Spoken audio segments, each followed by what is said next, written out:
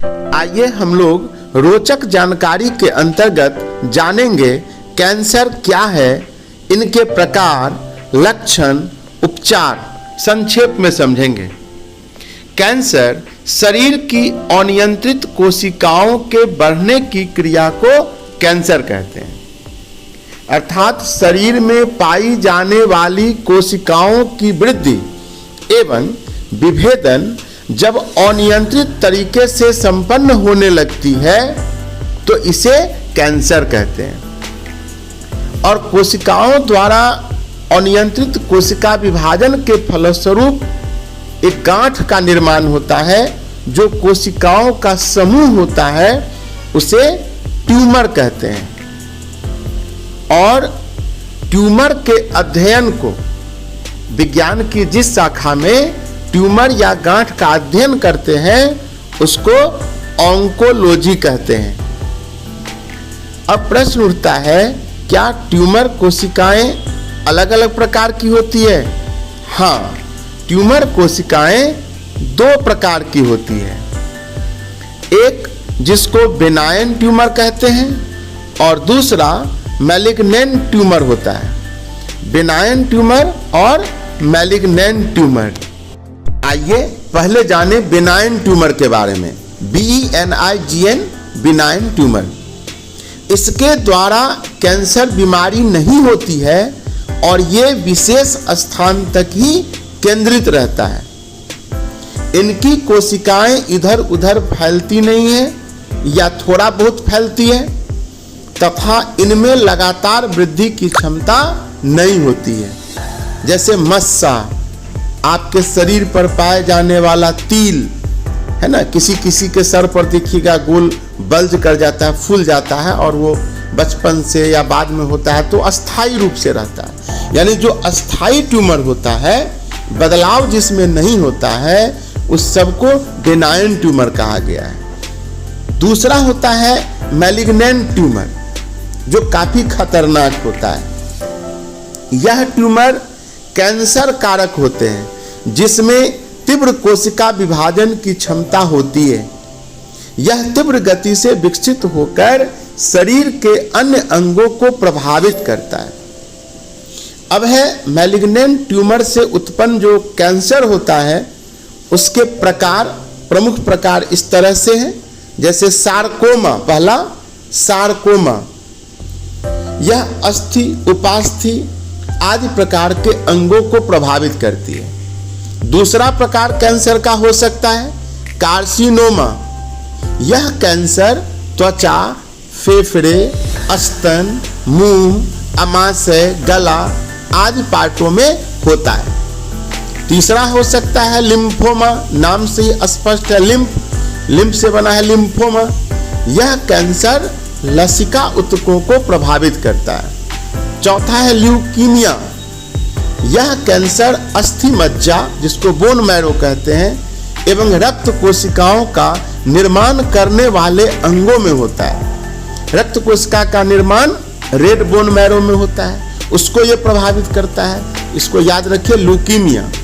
लाइपोसा, लाइपोस से बना है, लाइपेस से लाइपोसा। यह कैंसर वसा ऊतकों को प्रभावित करता है। तो इस तरह से संक्षिप्त में क्या हो गया? सार्कोमा, कार्सिनोमा, लिम्फोमा, ल्यूकीमिया, लाइपोसा, ये 5 तरह के मूलतः कैंसर होते हैं। और भी होते हैं, वो कैंसर अंग के नाम के आधार पर होता है।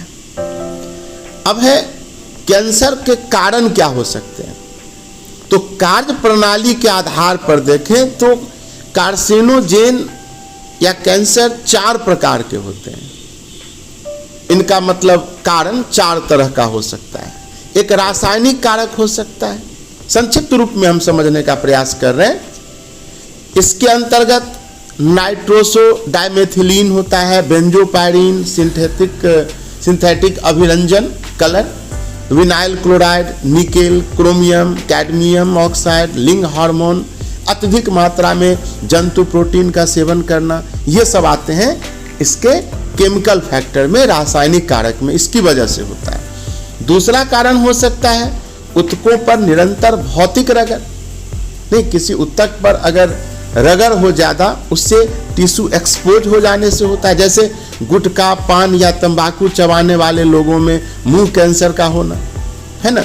यहाँ पर गुटखा पान खाने से या तंबाकू खाने से होठ पर या अंदर की जो स्किन मुलायम होता है उस पर रगड़ होता है, जिस वजह से उसमें एक्सपोजर बढ़ जाता है और निकोटीन वगैरह और भी केमिकल पदार्थ की वजह से वहाँ पर फोला और घाव बन जाता है, वही कैंसर का रूप ले लेता है। तीसरा कारण हो सकता है विकिरण, रेडिएशन। कई प्रकार के विकिरण किरणों जैसे पराबैंगनी किरण, अल्ट्रावायलेट रेज, है ना, रेडियो एक्टिव आइसोटोप होते हैं, रेडियो सक्रिय समस्थानिक, और अन्य आयनिक जो विकिरण होता है वो सभी के सभी कैंसर कारक हो सकते हैं। इनके प्रभाव से कैंसर होता है।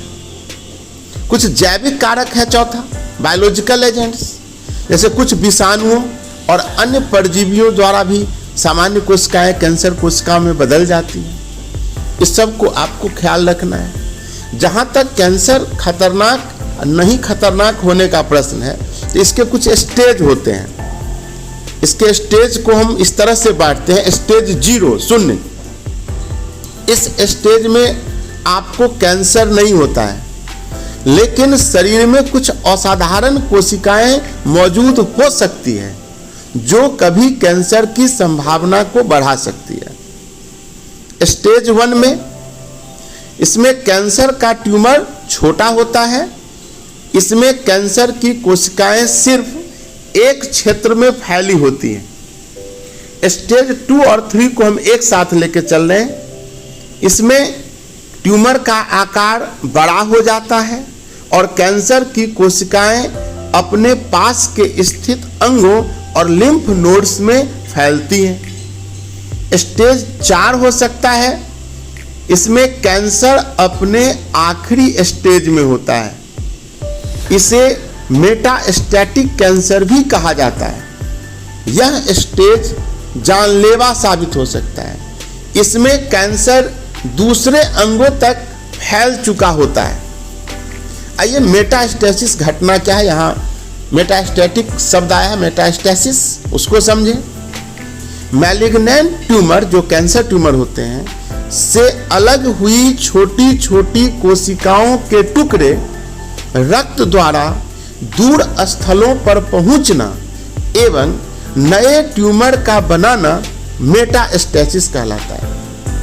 फिर से, मैलिग्नेंट ट्यूमर से अलग हुई छोटी छोटी कोशिकाओं के टुकड़े रक्त द्वारा दूर स्थलों पर पहुंचना एवं नए ट्यूमर का बनाना मेटास्टेसिस कहलाता है। ये काफी खतरनाक स्टेज होता है। मेटास्टेसिस मैलिग्नेंट ट्यूमर का सबसे डरावना गुण है, जो लसिका जोड़, फेफड़ा, लंबी हड्डी, लीवर, त्वचा तथा मस्तिष्क में फैलकर प्रभावित करता है। अब आइए हम लोग जाने कैंसर के प्रमुख लक्षण। पहला हो सकता है शरीर पर उपस्थित तिल या मस्से का तेजी से बढ़ना। दूसरा हो सकता है शरीर पर होने वाले घाव का शीघ्र नहीं भरना। तीसरा हो सकता है वजन में लगातार कमी होना। चौथा हो सकता है कब्ज एवं भूख कम लगना। 5 हो सकता है शरीर के किसी भाग में गांठ का बनना। 6ठा हो सकता है असामान्य WBC की उपस्थिति रहना। 7वां हो सकता है आवाज में चिड़चिड़ापन, लगातार कफ का बनना एवं भोजन निगलने में कठिनाई होना। वैसे इनमें से कुछ तो लक्षण अन्य बीमारी में भी होता है, जैसे कब्ज रहना, भूख कम लगना, वजन कम होना हो सकता है। लेकिन कुछ चीज जो संकेत देता है, जैसे WBC का संख्या अतिरिक्त बढ़ जाना। स्वाभाविक है, बॉडी में अगर इन्फेक्शन हो जाता है तो WBC के कुछ पार्ट की संख्या बढ़ जाती है। या तिल या मस्से अगर तेजी से फैल रहा है, बढ़ रहा है, कहीं घट रहा है, कहीं बढ़ रहा है, इस स्थिति में भी इसके लक्षण हो सकते हैं, संभावना बढ़ जाती है कैंसर होने की। परंतु घबराना नहीं, इसकी जांच होती है, जांच करवा लेना चाहिए। अन्य वजह भी हो सकता है, जहां तक कैंसर की पहचान का प्रश्न है तो हो सकता है, पहला, रक्त संबंधी जांच के द्वारा असामान्य कोशिकाओं की उपस्थिति की जांच करना। दूसरा, उत्तकीय अध्ययन के द्वारा भी पहचाना जा सकता है। तीसरा, पैप स्मीयर टेस्ट होता है, इसके द्वारा सर्विक्स एवं गर्भाशय के कैंसर की जांच किया जा सकता है। चौथा है एक्सरे, सीटी स्कैन, एमआरआई, इस सब के द्वारा आंतरिक कैंसरों की पहचान हो सकती है, उसके गांठ का आकलन किया जा सकता है। पांचवा, मैमोग्राफी द्वारा स्तन कैंसर की जांच हो सकती है। तो ये सामान्य सब है जांच पहचानने का तरीका। जहां तक उपचार का प्रश्न है तो कैंसर का उपचार अभी तक संभव नहीं हो सका है, परंतु इसका उपचार रोगी की आयु को बढ़ाने के लिए किया जा सकता है, थोड़ा तकलीफ दूर करने के लिए किया जा सकता है। जो इस तरह से हो सकता है, पहला, शल्य चिकित्सा, सर्जरी। मैलिग्नेंट ट्यूमर को पूरी तरह शल्य क्रिया द्वारा हटाना पूर्णतः सफल नहीं हुआ, क्योंकि इनमें स्थानांतरित होने वाली कोशिकाएं बहुत अधिक होती है, फिर भी कुछ रिलीफ मिलता है। दूसरा, रेडियोथेरेपी। इस विधि में ट्यूमर सेल के साथ साथ आसपास के ऊतक भी क्षतिग्रस्त होते हैं। कुछ रेडियो आइसोटोप जैसे रेडॉन 220, आयोडीन 131, कोबाल्ट 60, इस सब का उपयोग किया जाता है रेडियोथेरेपी के लिए, कुछ आराम के लिए। कीमोथेरेपी, कैंसर के उपचार के लिए प्रायः एल्केलॉइड या एंटी मेटाबोलाइट प्रकृति के दवा होते हैं, जो डीएनए की प्रतिकृति, रेप्लिकेशन उसका होता है, और प्रतिलिपिकरण, ट्रांसक्रिप्शन, इस सब को ये रोकता है। और इसमें यूज होता है मस्टर्ड, नाइट्रोजन, बाइसल्फान, है ना, मेल्फालान, टैक्सोल, इस तरह के केमिकल यूज होते हैं। कीमोथेरेपी नाम है। चौथा, प्रतिरक्षण उपचार हो सकता है, इम्यूनोथेरेपी। मोनोक्लोनल एंटीबॉडी मुख्य रूप से रेडियो आइसोटोप से जुड़कर शरीर की रक्षा करता है और कैंसर कोशिकाओं से ये बचाता है।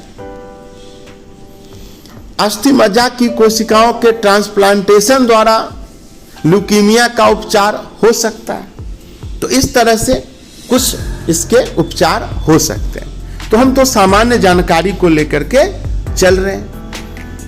आपके मन में एक विचार हो सकता है कि सामान्य जो नॉर्मल कोशिका होता है वह कैंसर कोशिका से कैसे अलग होता है, किस तरह से वो अलग हो सकता है। आइए उसके बारे में थोड़ा जान लें। सामान्य कोशिका कैंसर कोशिका से कैसे अलग होता है। सामान्य कोशिकाओं में कोशिका वृद्धि तथा विभेदन अत्यधिक नियंत्रित और नियमित होता है, जबकि कैंसर कोशिकाओं में ये नियामक क्रियाविधियां टूट जाती हैं, रेगुलर नहीं हो पाता है, ये अनियमित होने लगता है कैंसर कोशिका।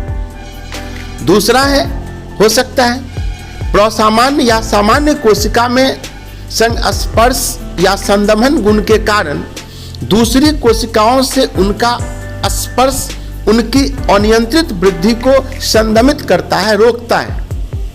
परंतु कैंसर कोशिकाओं में यह गुण नहीं रहने के कारण ये कोशिकाएं विभाजित होना जारी रख कोशिकाओं का भंडार खड़ा कर देती है, जिसे हम ट्यूमर कहते हैं। तीसरा हो सकता है, कैंसर कोशिकाएं बहुत तेजी से बढ़ती हैं और आसपास सामान्य ऊतकों पर हमला करके उन्हें क्षति पहुंचाती है, जबकि सामान्य कोशिका ऐसा नहीं करती। चौथा हो सकता है, कैंसर कोशिकाएं सक्रियता से विभाजित और वर्धित होती है, जिससे वे अत्यावश्यक पोषकों के लिए सामान्य कोशिकाओं से स्पर्धा करती है और उन्हें भूखा मारती है। सामान्य कोशिकाओं को भोजन को ऑब्जर्व कर लेती है और उन्हें भूखा मार देती है। पांचवा हो सकता है, कैंसर कोशिकाएं मेटास्टेसिस गुण, जिसके बारे में हमने कहा है कुछ देर पहले, उसके कारण ये काफी खतरनाक होता है, जबकि सामान्य कोशिकाएं इस गुण का प्रदर्शन नहीं करती। इस तरह से जो सामान्य नॉर्मल कोशिकाएं होती हैं वो कैंसर कोशिकाओं से अलग होती है। तब तक सुनने के लिए बहुत बहुत धन्यवाद। इस तरह की जानकारी का लाभ उठाते रहें, स्वस्थ रहें और अपना ख्याल रखें। फिर से बहुत बहुत धन्यवाद।